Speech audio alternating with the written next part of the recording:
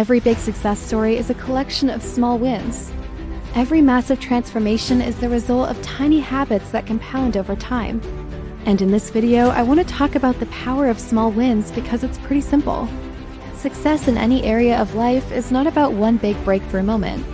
It's about the small steps that you take consistently over time. And if you understand it, it can change your life. The first is the common approach, right? You go on a diet and you cut out all the junk food and you start eating clean. And for a few days or maybe a week, you feel great. But if you break things down into smaller, more manageable steps, it becomes a lot easier. If you want to be successful in your career, don't think about climbing the corporate ladder. Never stop taking small wins because those small wins compound over time. A small win is better than a big plan. One step in the right direction will always beat out a perfect plan of action. Don't think about all the steps. Just take the next small win. Think about what small steps you can take to move up just one rung at a time. If you want to be a great writer, don't think about writing the next bestseller. Think about just writing one paragraph or one page every day. Even if you suck, even if you're terrible, you'll still make progress, and that's what matters. You're motivated, you're inspired, you're consistent.